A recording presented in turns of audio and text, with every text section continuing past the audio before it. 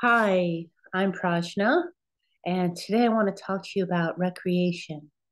How do you recreate yourself?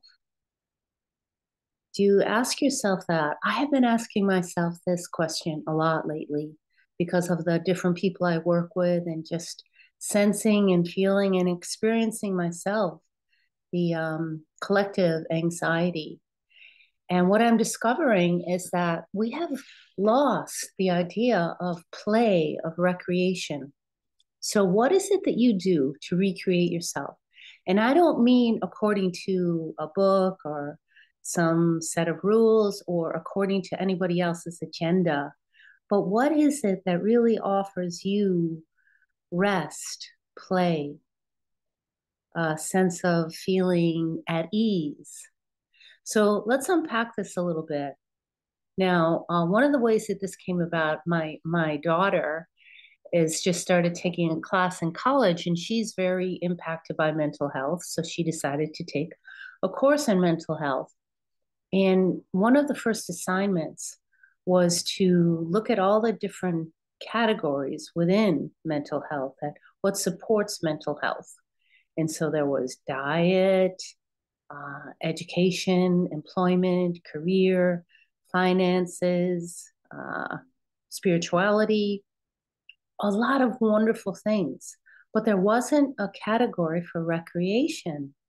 And I thought, this is an accredited college, and even in the college, recreation is not being taught as a aspect of well-being, for balance, for harmony, for feeling at ease.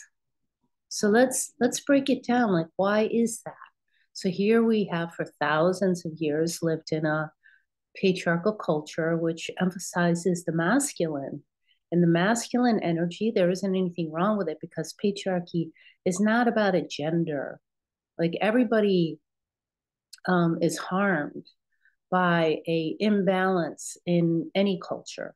So if one force is more dominant than another, there will be an imbalance and the system will not function well. It will function maybe for some people in a kind of a superficial way, but not in a healthy way. So when that dominant energy, the masculine to control, to dominate, to push, it's an energy that pushes us to achieve, to accomplish.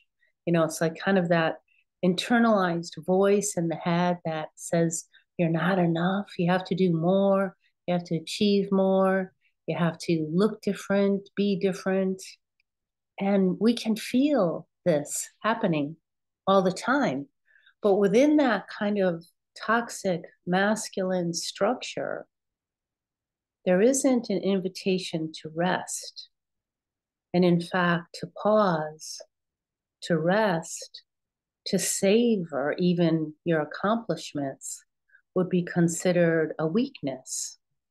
To express like any kind of fatigue or a need for a break or a timeout would be considered a weakness and shunned upon. So, what does it mean to rest? And how do we come to the place of recreating ourselves? So, I want to give you a couple of tips and how this works for me. So, for a long time, I had to even ask myself the question, what is rest? I mean, I was a very high functioning person throughout my whole life. And I have dips and valleys now, but I've had many collapses and I'm grateful for those times when I came to collapse because I think it's in the collapsing and the falling apart where the greatest learning takes place. And for me, I had a long period of time of chronic fatigue because I was attending not only to not even knowing that I hadn't really attended to prior trauma from my own childhood and earlier experiences. So I was kind of pushing myself along, but not knowing that I was behaving out of a trauma response. So I was on guard and working hard and always able to navigate in a way, but in a way of protection and fear, which meant that I could get things done. but it didn't mean I was resting or that I was at ease or that I felt good about myself. No, even what I did, and if I accomplished something and it was a success, there was always a part of me that felt like it wasn't enough. So I was really strongly internalized. So after years and years of pushing and many times collapsing, I was introduced to this question, maybe through one of my teachers, like to really reflect upon what is rest? What does it mean to rest?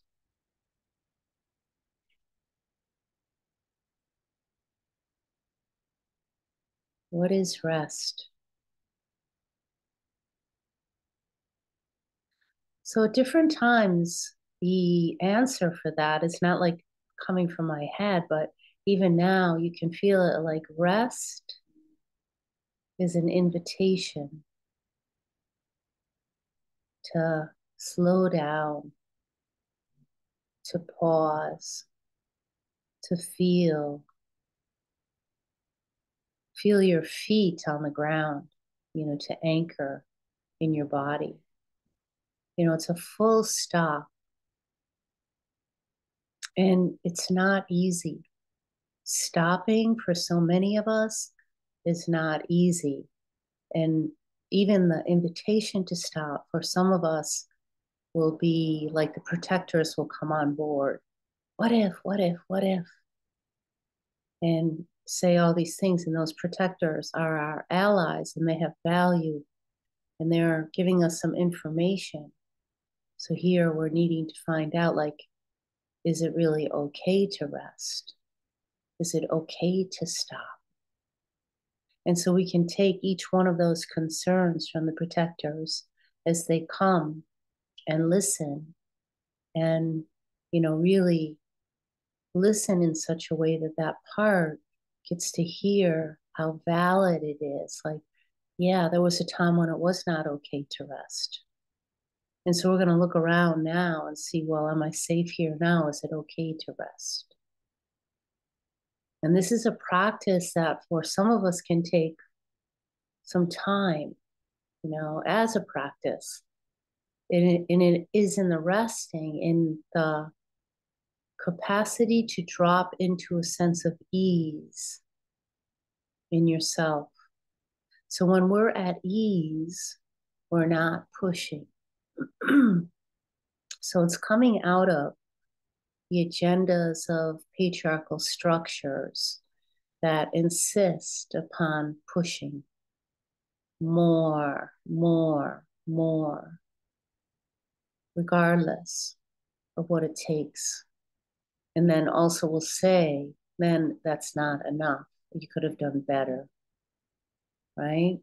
So we're coming out of that structure, a dismantling of all of those different patriarchal archetypes that keep us feeling small and on the move to achieve and to be something else according to a different agenda that isn't in alignment with our deepest intrinsic values.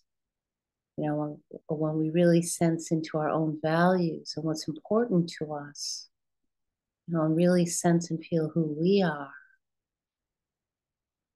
already without needing to add all kinds of accomplishments on top of it. We don't need to mask ourselves. Yeah, so permission, we need to grant ourselves permission with indelible kindness to open and drop out of all of the voices in the head, all the different ways that we've been organized or structured to do. We let that unwind, and we come into the easefulness of who we are. So we can feel like when we're pushing, that we can invite a different way of being. So sometimes it's very helpful to take yourself out into nature, and feel your feet on the earth, listen to a stream, a river, the waves on the ocean, the trees and the breeze. And really feel yourself on the earth and let that energy of pushing, you let it descend off your body, let it kind of rinse off of you. You don't have to, you can be anywhere to do this, just to let it decompose, as compost, falling off your body and letting yourself rest. And rest, it doesn't come like we can't really necessarily articulate what rest is. At least I'm not able to. But I know that it doesn't involve pushing. And I know that when I'm resting, that things are easier, that can come from a place of ease. And with that also comes clarity. And it's like having some time to rest, to recreate yourself, just to take some time off from everything that you're not, all the different agendas that can so easily be absorbed, one more thing to do, one more learning over here, one more mastery over here. We let that drop off. And in that sense of ease, we get to listen like, okay, so how do I recreate myself? What is recreation to me? And then sometimes it's almost like a sadness might come that, wow, I don't even know how to play. Like what is play? Because play and rest go hand in hand. That is recreation. It's rest. You could say it's engaged, restful play. I just made that up, but it makes sense to me. Like to be engaged in play in a way that is easeful, restful, where you're not pushing, you're not trying to make anything happen. It isn't competitive. There aren't any winners or losers. It's really outside of our so-called corporate or patriarchal model of what success looks like. To be a successful person. No, to be a successful being, to feel successful is to feel the capacity within yourself to play with ease, with gentleness, with kindness. Because then your values line up with your work, with your home life, your family. And those things that just don't matter can fall away. Yeah. So I think I did say the little part about mental health, but this is mental health to me. Mental health is how do we recreate ourselves? So that includes everything. But if we don't take time to play and we don't give ourselves permission to rest and to be at ease, then we don't even know like what it is we want to be doing, perhaps. But then it makes everything else clear, and we can savor and add things in as we want to. But when we're adding things in then that way, it's not as a compensation for a sense of lack. It comes out of fullness. So if you enjoy this channel, please remember to subscribe, like, and I love your comments. I love reading the comments. So thank you for tuning in. I'm Prajna O'Hara. I'll see you next time. Have fun recreating yourself.